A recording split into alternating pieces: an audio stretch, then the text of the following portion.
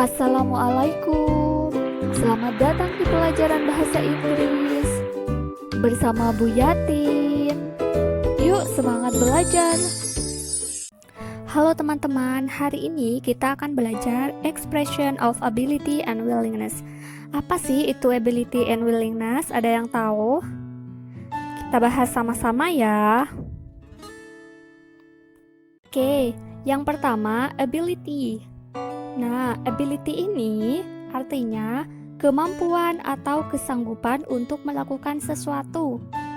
Nah, dalam bahasa Inggris, untuk menunjukkan kemampuan atau kesanggupan seseorang, maka bisa menggunakan modal can, yang artinya bisa, dapat, atau mampu. Faham ya? Kita langsung saja lihat contoh. Contoh penggunaan can dalam sebuah kalimat memiliki 3 pola umum. Yang pertama, kalimat positif. Rumusnya subjek can plus verb 1. Jadi, can di sini setelah subjek ya. Contoh kalimatnya, Sinta can sing a song. Sinta bisa menyanyikan sebuah lagu. Jadi subjeknya Sinta, can setelah subjek dan verb satunya sing. Nah, kalimat positif ini dalam penggunaan can artinya atau menunjukkan bahwa mampu atau bisa melakukan sesuatu. Dalam kalimat ini, jadi Sinta bisa atau mampu menyanyikan sebuah lagu. Sini penggunaan yang kalimat positif. Kemudian yang kedua, penggunaan kalimat negatif. Rumusnya subjek, can, not, plus verb 1. Jadi, di sini ada tambahan not setelah can. Contoh kalimatnya, Sinta cannot sing a song. Sinta tidak bisa menyanyikan sebuah lagu. Jadi ada tambahan not ya setelah can. Nah, di sini cannot bisa disingkat lagi menjadi tulisannya can. Oke, untuk kalimat negatif ini menunjukkan kalau tidak bisa melakukan sesuatu. Tidak bisa karena di sini ada not-nya, jadi artinya ini tidak bisa atau tidak mampu melakukan sesuatu ya. Ini untuk kalimat negatif. Kemudian yang terakhir kalimat interrogatif. Can, subjek, verb 1. Can Sinta sing a song? Can, kemudian ditaruh di depan, kemudian subjeknya Sinta dan verb satunya sing. Oke, nah di sini kalimat interrogatif di sini ini menanyakan apakah bisa atau mampu melakukan sesuatu atau tidak, gitu ya. Jadi kalimat interrogatif ini mempertanyakan bisa atau tidak, mampu atau tidak, seperti itu ya. Kalau kalimat negatif itu artinya tidak mampu. Oke, materi yang kedua yaitu willingness. Willingness yaitu kesediaan atau kemauan untuk melakukan sesuatu.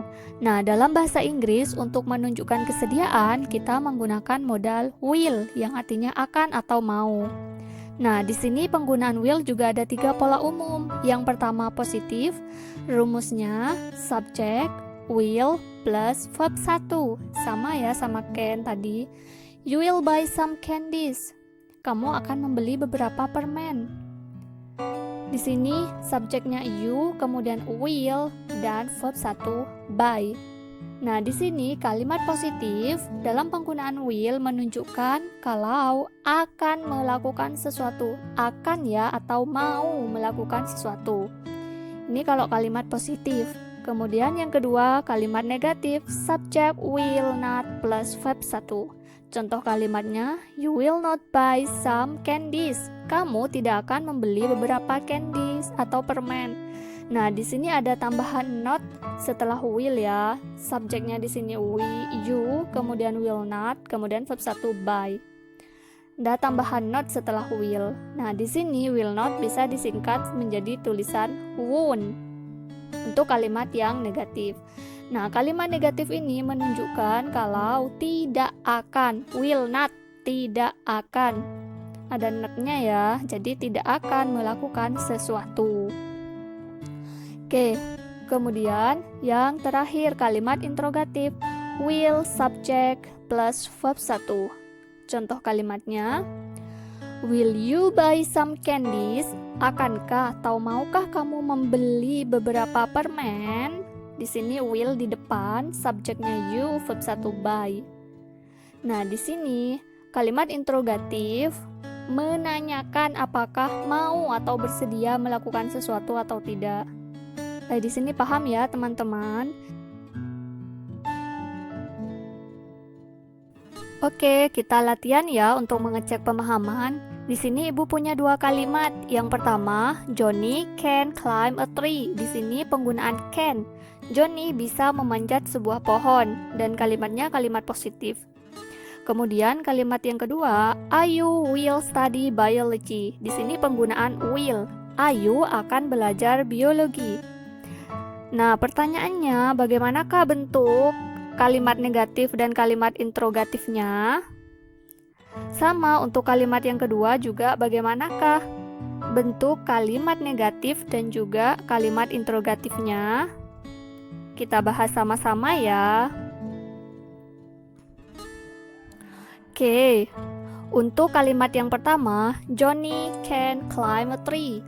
Nah, untuk mengubah ke negatif, maka kita harus ingat dulu rumusnya, yaitu subjek, can, not, plus verb 1. Ada tambahan not ya setelah can. Jadi kalimatnya menjadi, Johnny cannot climb a tree. Johnny tidak bisa memanjat sebuah pohon. Sesuai rumus ya. Subjeknya Johnny cannot, kemudian verb 1 climb. Untuk mengubah ke kalimat interrogatif selanjutnya menggunakan rumus yang ini. Can subject plus verb 1. Nah, kalimatnya menjadi can Johnny climb a tree? Bisakah Johnny memanjat sebuah pohon? Sesuai ya, sudah ya sama rumusnya, can-nya ditaruh di depan. Kemudian not-nya hilang. Ini untuk kalimat negatif, kalimat interrogatif maksudnya. Kemudian contoh yang kedua, Ayu will study biology. Nah, untuk mengubah ke kalimat negatif menjadi Ayu will not study biology. Ditambahkan not setelah will ya. Dan untuk mengubah ke kalimat interrogatif atau kalimat tanda tanya, will-nya ditaruh di depan.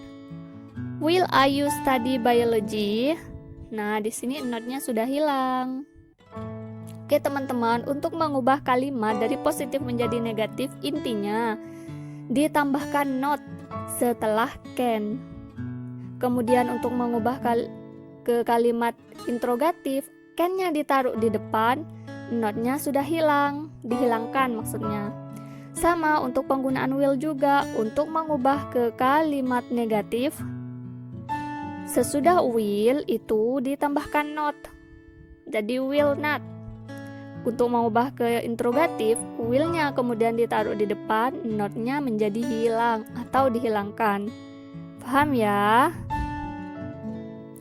Oke teman-teman, itulah pelajaran kita hari ini. Terima kasih. Sampai jumpa di pelajaran selanjutnya. See you next time. Wassalamualaikum.